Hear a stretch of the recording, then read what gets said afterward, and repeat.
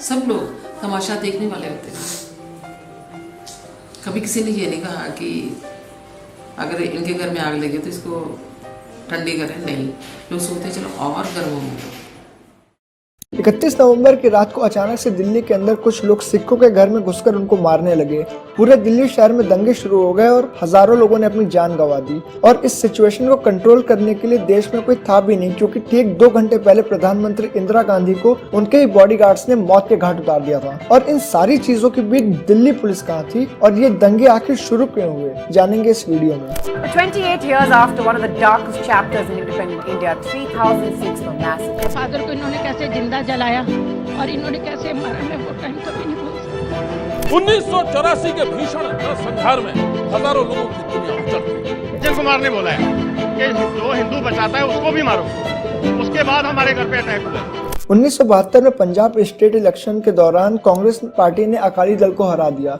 जैसे बंगाल में तृणमूल कांग्रेस वहां की रीजनल पार्टी है, वैसी अकाली दल पंजाब की रीजनल पार्टी थी। 1973 में अकाली दल ने आनंदपुर साहिब रिजोल्यूशन की डिमांड की, जिससे पंजाब को और ऑटोनॉमी मिल जाए, जैसे 370 हटने से पहले जम्मू एंड कश्मीर की थी। इनका मानना था कि पार्टीशन के बाद जो दंगे हुए थे उसमें कई सारे सिख लोग मारे गए थे और पंजाब का एक बहुत ही बड़ा हिस्सा पाकिस्तान के पास चला गया था। इस वजह से कुछ सिखों ने आजाद भारत में खालिस्तान की डिमांड की थी, मगर अकाली दल खालिस्तान बनाने के बजाय भारतीय सरकार से स्टेट गवर्नमेंट को ज्यादा पावर देने की डिमांड कर रहा था। मगर कांग्रेस ने इस डॉक्यूमेंट को अलगाववादी या फिर दूसरी भाषा में टुकड़े टुकड़े गैंग का डॉक्यूमेंट कहकर रिजेक्ट कर दिया। इसी बीच राइज होता है एक प्रोमिनेंट सिख लीडर JS भिंडरेवाला का, जिसने 1982 में अकाली दल को ज्वाइन किया, मगर शुरुआत में ये भी खालिस्तान की मांग कर रहा था। आगे चलकर इसने धर्म युद्ध मोर्चे की शुरुआत की, जिसमें इसकी मदद की थी मेजर जनरल साबिक सिंह ने, जो कि हीरो थे 1972 की बांग्लादेश वॉर में, जिसमें इन्होंने मुक्ति वाहिनी को ट्रेन किया था। इन दोनों के साथ आते ही पंजाब में स्थिति बिगड़ती चली गई। अक्टूबर 1983 में सिखों ने एक बस को रुकवाकर 6 हिंदू पैसेंजर्स को गोली मार दी। सेम डे में 2 और ऑफिशियल्स को ट्रेन के अंदर मार दिया गया। इसके तुरंत बाद कांग्रेस पार्टी ने पंजाब की स्टेट गवर्नमेंट को डिसॉल्व कर दिया और पंजाब में प्रेसिडेंट्स रूल लागू कर दिया। यहाँ से 1 जनवरी 1984 से लेकर 1 जून 1984 तक पंजाब की सिचुएशन बिगड़ती चली गई, जिसमें भिंडरेवाला के समर्थकों ने करीब 490 लोगों को मौत के घाट उतार दिया और 1200 लोग इस बीच घायल हो चुके थे। इसी बीच कुछ खालिस्तानी आतंकवादियों ने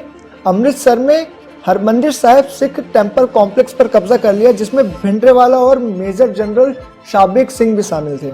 इन आतंकवादियों के पास कई सारे हथियार थे, जिस वजह से ये उस टेम्पल के अंदर पूरी तरीके से नाकाबंदी कर चुके थे। और साबिक सिंह को इस तरीके के युद्ध लड़ने में बहुत एक्सपीरियंस था, जिस वजह से इंडियन आर्मी को अंदर घुसकर हमला करने में बहुत दिक्कतें आ रही थी और कई सोल्जर्स इस चक्कर में मारे भी जा चुके थे। इसी के बाद प्रधानमंत्री इंदिरा गांधी के ऑर्डर्स पर 1 जून 1984 को ऑपरेशन ब्लू स्टार शुरू किया गया। 1 जून से चले आ रहे इस ऑपरेशन में 6 दिन के अंदर भिंडरेवाला को मार दिया गया, मगर इस ऑपरेशन में हमारे 83 सोल्जर्स को अपनी जान गंवानी पड़ी और 250 के करीब सोल्जर्स इंजर्ड भी हुए।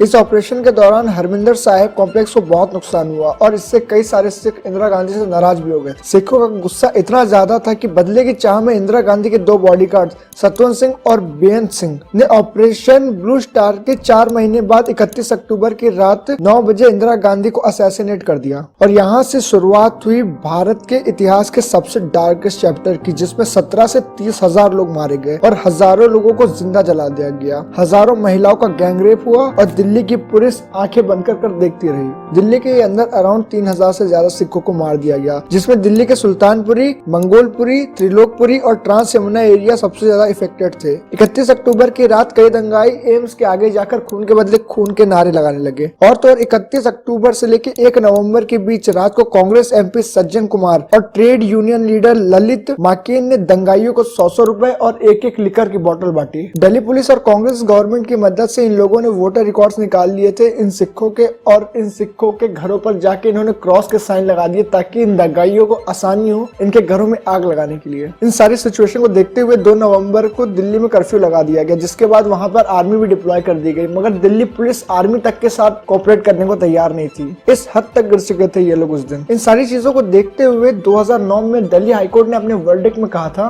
दो we boast of being world's largest democracy and Delhi being its national capital, the sheer mention of the incident of 1984 anti-Sikh riots in general and the role played by Delhi police and state machinery in particular makes our hands hang in shame in the eyes of the world. इतना सब होने के बाद people's union for democratic rights और people's union for civil liberty ने एक inquiry conduct की, जिसके बाद उन्होंने एक जॉइंट रिपोर्ट निकाली हु आर द गिल्टी के नाम से, जिसमें इस ग्रुप ने बताया कि सरकार के द्वारा इन दंगों को लोगों के गुस्से के रूप में दिखाया जा रहा है, मगर असल में ये फुल्ली प्लान्ड वेल ऑर्गेनाइज्ड दंगे थे कांग्रेस सरकार के द्वारा। कुछ दिनों बाद जो सिख यूथ अपनी जान बचाकर भाग गए थे, उन्होंने मिलिटेंट ग्रुप्स को ज्वाइन कर लिया, जिससे खालिस्तान लिबरेशन फोर्सेस को और ताकत मिली। इसके बाद इन्हीं सिखों ने मिलकर कई सारे कांग्रेस लीडर्स को असैसिनेट कर दिया। दंगे खत्म होने के बाद भी दोनों साइड से खून खराबा रुक नहीं रहा था। आगे चल पर यशपाल सिंह एक लौते व्यक्ति बने जिनको फांसी पर लटकाने का आदेश दिया कोर्ट ने, और 2015 में बीजेपी ने एसआईटी बैठाई थी, जिसके बाद 2018 में दिल्ली हाईकोर्ट ने सज्जन कुमार को 34 साल बाद